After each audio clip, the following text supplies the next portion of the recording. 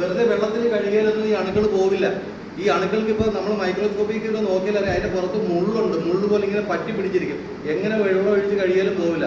അത് പോകണമെങ്കിൽ സോപ്പിട്ട് തന്നെ കഴുകണം. സോപ്പിട്ട് കഴുകിയാൽ അതെല്ലാം നല്ല 100% പോയി കിട്ടും.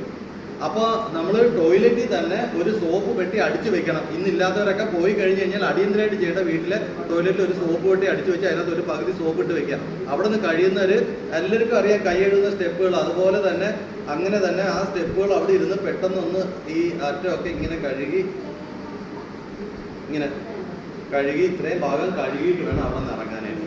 അത് കുട്ടികൾ തൊട്ട് ശീലിച്ചില്ല എന്ന് വെച്ച് കഴിഞ്ഞാൽ വെറും ഈ ഒരു കൈ കഴുകുന്നതിന് നമുക്ക് എത്ര രൂപ ചിലവ് വരും?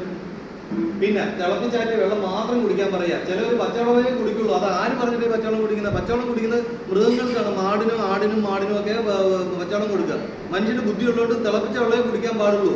തിളപ്പിച്ച വെള്ളം തണുപ്പിച്ചിട്ട് മൺകലത്തിലോ അല്ലെങ്കിൽ ഫ്രിഡ്ജിലോ വെച്ചിട്ട് പച്ചവെള്ളം എന്ന് പറഞ്ഞ് കൊടുക്കുക. നിങ്ങൾ സ്ത്രീകൾ വീട്ടിൽ തിളപ്പിക്കുന്നവർ അവർ പച്ചവെള്ളം ചോദിച്ചാൽ ആ പച്ചവെള്ളം ആണെന്ന് പറഞ്ഞ് തിളപ്പിച്ചാറ്റി വെച്ചേക്കുന്ന വെള്ളം കൊടുക്കുക. ഒരു മൺകലത്തിനകത്ത് വേണമെങ്കിൽ ഇപ്പം മൺകലം ടാപ്പൊക്കെ ഉള്ള മൺകലം കിട്ടും. അത് വേണമെങ്കിൽ അതിനകത്ത് ഒഴിച്ച് വെച്ചിട്ട് ഒരു പിടിയും കൂടെ വെച്ച് കഴിഞ്ഞാൽ ഒരു ടാപ്പിൽ നിന്ന് എടുക്കുക, അല്ലെങ്കിൽ പിടിയുള്ള കപ്പ് വെച്ചിട്ട് കോരിയെടുക്കാം, അല്ലെങ്കിൽ ഫ്രിഡ്ജ് വെച്ച് കുടിക്കുക. ഇതേ വെള്ളം തന്നെയാണ് ഉപ്പിലിട്ടതും ഈ കടുമാങ്ങായിട്ട് വെക്കുന്നതും നോമ്പിനുള്ള കൊടുക്കുന്ന വെള്ളമൊക്കെ വരുന്നത്. അതുപോലെ വെൽക്കം ഡ്രിങ്ക്, ഈ പിന്നെ മലം കലങ്ങിയ വെള്ളം വെൽക്കം ഡ്രിങ്കിനകത്ത് കലക്കി കൊടുത്തു കഴിഞ്ഞാലോ അത് തിളപ്പിച്ചാറ്റിയ വെള്ളമായിരിക്കണം, അല്ലെങ്കിൽ ഫിൽറ്റർ വെള്ളമായിരിക്കണം. ഇത് രണ്ടുമല്ല. വരുന്നവർക്കെല്ലാം ഇങ്ങനെ കൊടുക്കുക. പിന്നെ കല്യാണത്തിന് വരുന്ന കുറേ പേർക്ക് കുപ്പിവെള്ളം കൊടുക്കും, ബാക്കിയുള്ളവർക്ക് പൈപ്പ് വെള്ളം കൊടുക്കും. അതിനാണ് ഇപ്പോൾ ഈ 170 പേര് ഇപ്പോൾ ഈ മഞ്ഞപ്പിത്തം പിടിച്ച് ചുറ്റിക്കൊണ്ടിരിക്കുന്നത്. വെള്ളം തിളപ്പിക്കാനായിട്ട് എത്ര രൂപ ചിലവ് കെട്ടി വരും? ഈ കൈ സോപ്പിട്ട് എഴുതുന്നതിന് എത്ര രൂപ വേണ്ടി വരും?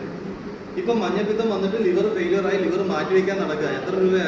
50 ലക്ഷം 70 ലക്ഷം കോടിക്കണക്കിന് രൂപ അതിന് പിന്നെ സ്വരൂപിച്ചുകൊണ്ടിരിക്കുക. ഈ സോപ്പിട്ട് കഴുകുന്നതിന് എത്ര രൂപ ചിലവ്? അവിടെ ദയവ് ചെയ്ത് എല്ലാവരും വീട്ടിലുള്ളവരും കുട്ടികളും തിളപ്പിച്ചാറ്റി വെള്ളം കുടിക്കാനും പുറത്ത് പോയാലും തിളപ്പിച്ച വെള്ളം തന്നെ വേണം. തിളപ്പിച്ചാറ്റി വെള്ളം തന്നെ തരാൻ പറയാം, അല്ലെങ്കിൽ ഫിൽറ്റർ വെള്ളം മേടിച്ചു കുടിക്കുക, അല്ലെങ്കിൽ വെള്ളം വാട്ടറിൻ്റെ മേടിച്ചു കുടിക്കുക. അതിനകത്ത് കുറച്ച് അണുക്കളൊക്കെ ഉണ്ട്, എങ്കിലും നമുക്ക് കുറേ ഇത് തടയാൻ പറ്റും. നമ്മുടെ ഈ കയ്യിൽ പറ്റുന്ന അണുക്കൾ നമ്മൾ പിന്നെ കൈ കഴുകാതെ നമ്മുടെ വീട്ടിലുള്ള ചെറിയ കുട്ടികൾക്കൊക്കെ ചോറ് വാരി കൊടുക്കുക, അല്ലെങ്കിൽ ഭക്ഷണം വാരി കൊടുക്കുകയാണെങ്കിൽ ഈ അഴുക്കെല്ലാം കുട്ടികൾക്ക് പോകും. അല്ല അത് വെച്ച് നമ്മൾ പൊറോട്ട കുഴയ്ക്കുക, അല്ലെങ്കിൽ മാവ് കുഴയ്ക്കുക, അതൊക്കെയാണ് കടകളിൽ പറ്റുന്നത്. ഈ അഴുക്ക് വെച്ചിട്ട് മറ്റുള്ള പല ആൾക്കാരും ഇതിങ്ങനെ കലക്കുന്ന സമയത്ത് വെൽക്കം ഡ്രിങ്ക് കലക്കുമ്പോൾ അത് ഈ അഴുക്കൊക്കെ അതിനകത്ത് കയറും.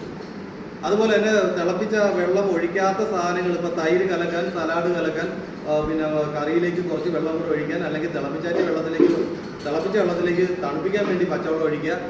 അപ്പോൾ വെള്ളം നല്ല ഇളം ചൂടായിട്ട് വരും. ആ ഇളം ചൂടിലാണ് ഈ അണുക്കളെല്ലാം ഏറ്റവും ഓപ്റ്റിമം ടെമ്പറേച്ചർ എന്ന്. അവിടെയാണ് അവർ ഏറ്റവും കൂടുതൽ ആക്റ്റീവായിട്ട് നിൽക്കുന്നത്. ആ സമയത്ത് കുടിച്ചു കഴിഞ്ഞാൽ അങ്ങനെ അസുഖം പിടിക്കും.